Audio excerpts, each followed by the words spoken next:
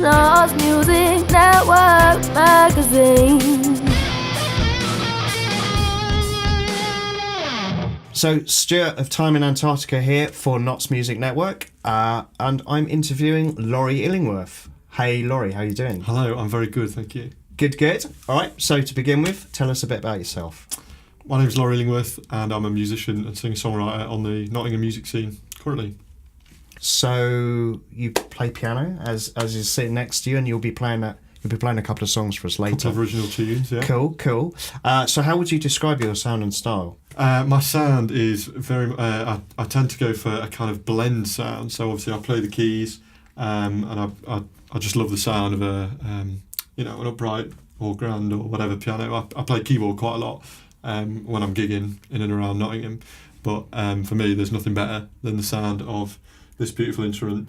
And then in terms of vocally and instrumentally, I go for a kind of blend effect, so like a try and mix the two, so the voice and the piano kind of become one, and I just come out with these kind of these pieces of music which using that technique. So it's cool you got a technique, so you kind of play counterpoints and harmonies to the vocals, so it does the melody vocal come first and then you build the piano around it, or do you come up with a kind of chord structure and then kind of finesse it, or a bit of both? Or to be honest with you, I'm fairly new to songwriting, original material, so I wouldn't say I've got a particular style or technique in terms of method of songwriting just yet. The material I've got at the minute, I've got a few tunes now. I've been writing for about a year. So the tunes that I've got were all they're all structured differently. So there's no, there are some that are pretty typical of a song, of just vocal and piano, but there are some that are just very much a concoction of me listening to a load of different genres and then bringing it to my own kind of style. So in terms of vocal melodies and things, they're in some of the songs that I do, they're very strong, and you can see that they kind of go throughout, and the piano is definitely there to accompany it. But with some, I love just putting the two together, almost using the piano as another voice, so like a duet, I guess. Great, yeah. I mean, it's there are obviously lots of ways of approaching writing, and that's kind of the beauty of it. I mean, the way I kind of write is I don't really have a formula. It's just sometimes I'll start with a bass, sometimes I'll start with guitar, sometimes I'll start with piano, and can go from there. And it's a really nice thing to be able to kind of just have different approaches. So yeah, don't worry about getting a routine in place. I love chords, basically. This piano is why I love the piano so much, is because it's such an accessible instrument. You can literally just go up to it, you can just do that, and that takes no skill whatsoever. Obviously you need to know it first, but just go up to it and press it. So it's such an accessible instrument, and the chords, from those chords I then find a pattern that I like, or something that I want to repeat, and I can hear in my head, and then suddenly, if you've got something that you've been thinking about, get some words down, you've got a song. So yeah, perfect. I guess that's the way I work. Yeah. So how long have you been playing and singing piano? I mean, you said you're new to songwriting, but So I've been playing the piano since I was about, I'll say probably 15, 16, so I'm 23 now, 7, 8 years, something like that. Okay. So self-taught. I did have a few lessons with a couple of different teachers, classically trained, because my original instrument before the piano was the clarinet, so I grew up playing the clarinet, very classically trained, kind of sight reading music, that kind of thing. But then I decided that I wanted to move on to another instrument, and it was a piano, but I didn't really get along with learning sheet music and learning the left hand and the right hand and bringing a whole new clef into it in terms of the bass clef. I found that difficult to get on with at first, maybe because I'm very easily distracted and didn't concentrate very much. But kind of started around that age, mainly learning from YouTube tutorials. Oh, okay. And then also just having this sheet of chords. Like I say, I love chords, and just working out different things for myself. Probably about that time. So you started with clarinet, you say, so you kind of always been interested in music? 100%. Yeah. So my just major influences growing up, my mum and dad, straight up. I think my dad was a musician, and I'm pretty sure he had a gig the night I was born. So I might, I probably wasn't there, but well, he probably wasn't. So he wasn't there when you were born. Well, he was, but then he shot off to the gig to play that. I think there was something to do with that. I'll have to refresh them on the story. But he was clock watching. Come on, yeah. I've got a gig to get to. Yeah, so he used to be like the lead singer in a kind of, I don't know what it was, like 15-piece rock and roll band. Oh, wow. Okay. And then had major influences in country, folk, growing up, those kind of things. My mum's always been really, a major music fan, and she has always, she likes quite up-and-coming artists, so she'll always, she says she discovered Paolo Nutini and James Morrison and Maverick Sabre and all these boys, which she definitely didn't, but she likes to think she did. And then they started introducing me to like music centres and things like that. I've got a twin brother as well, so we used to go to a music centre together. And then growing up even further, when I started to play the piano around 15 years old, I had quite a few different musical friends, so just at school and things, who were doing gigs in and around where we lived. Very, rock bands, kind of soul singing as well.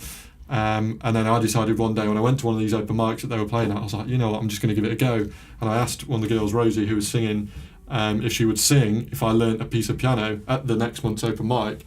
And so I went away and learned Make You Feel My Love by Adele, Bob Dylan, but the Adele version.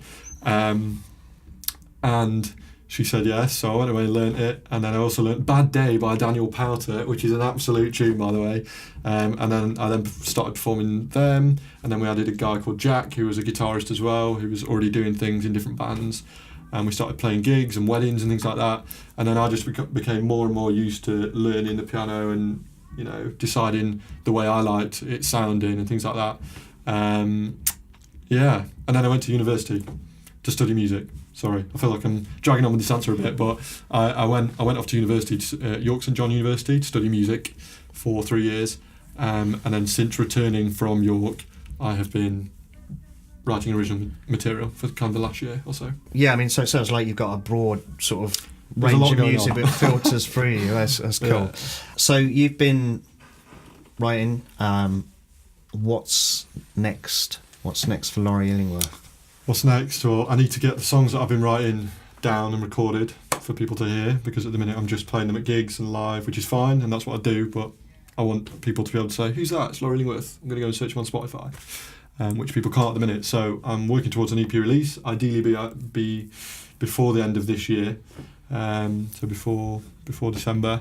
And I'm also moving to Nottingham, which I don't actually live here. Disclaimer, I don't live here at the minute, but I'm moving.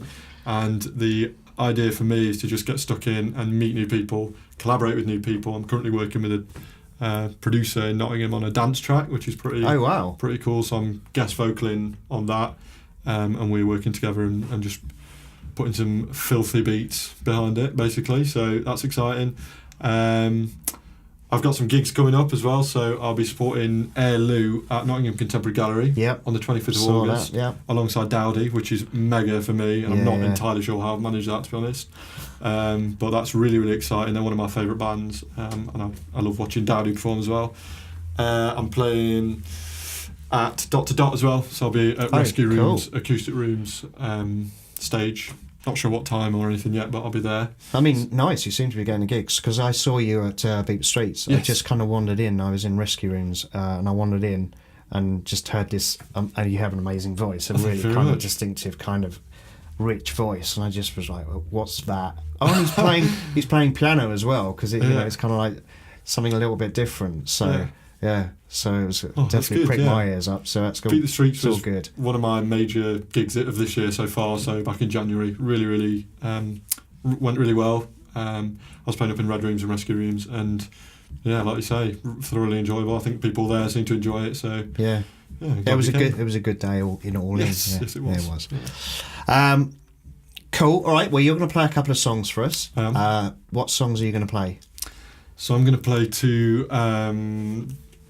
songs that I've written that are ideally going to be on the EP that I'll release. So the first one is called Hollow, and the second is called Into the Light.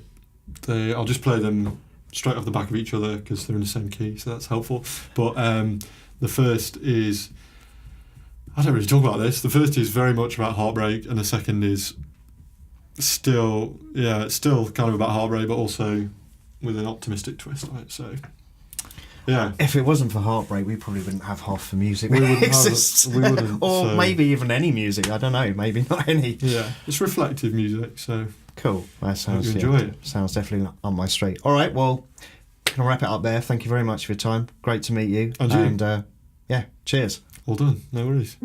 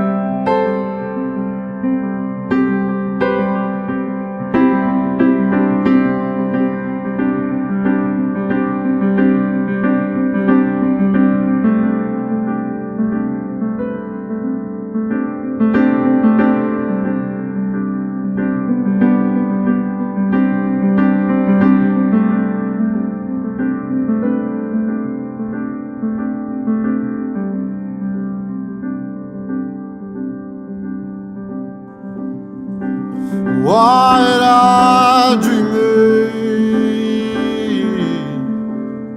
in the quiet hours, short-sighted longing for a voice. Why am I dreaming in the quiet hours? Sure that I'm longing for a voice. No, I won't wait. It's what you tell yourself and you just keep hanging on. No, I won't wait. But if you ever happen to be passing through,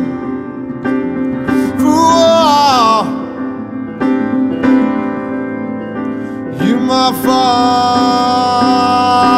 find I'm hollow, so hollow. You might find I'm hollow, hollow, hollow. I'm hollow, hollow.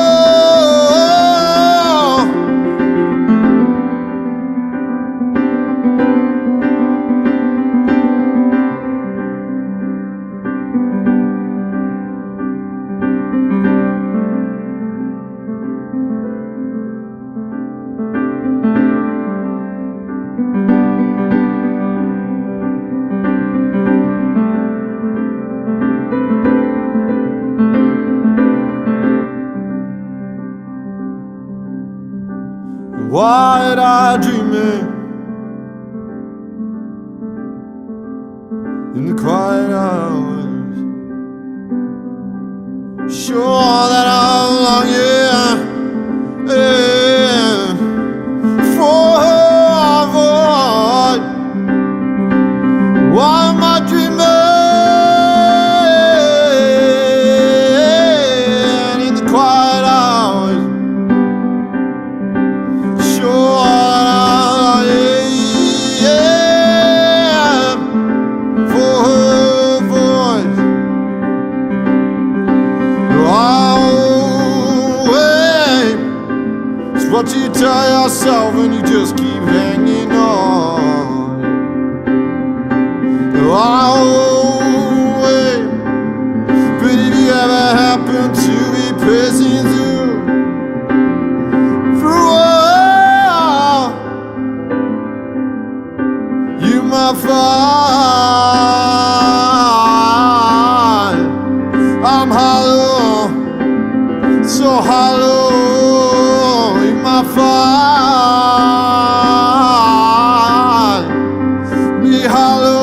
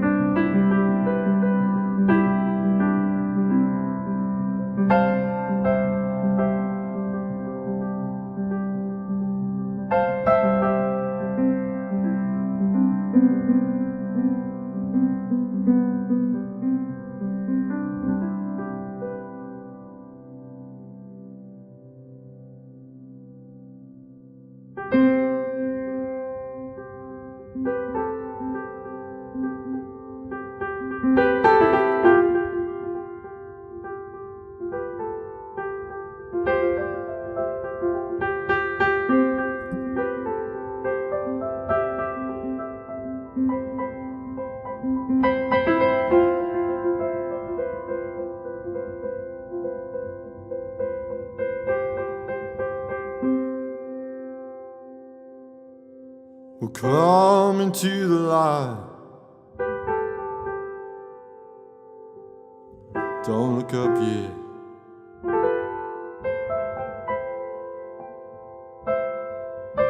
I've heard those glistening eyes. I can't forget.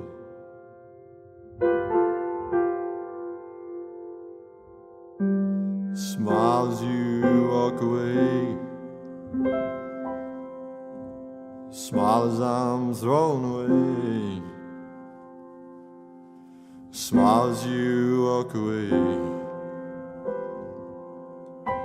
Smile as I'm thrown away.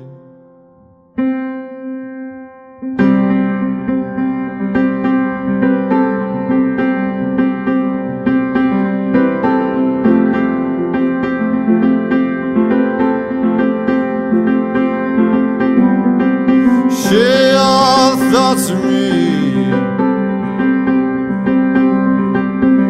Don't give up yet. These people want to see nothing's regrets. Don't smile as you walk away. I won't smile as I'm thrown away. Please don't smile as you walk away. I won't smile as I'm thrown away. Oh, not today.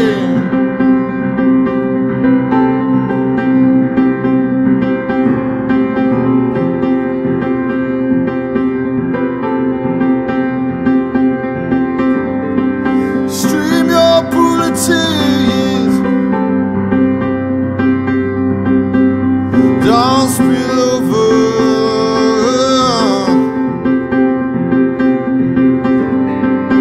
Darling, kill your face. Don't get closer. Yeah. And don't smile as you walk away. No, I won't smile as I'm thrown away. Don't smile as you walk away. No,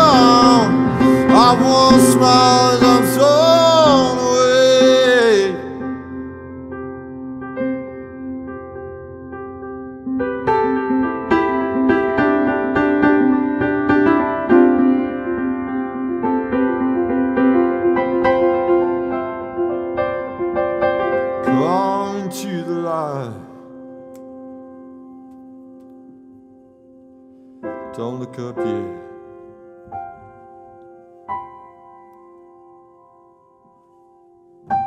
With those glistening eyes, I can't forget.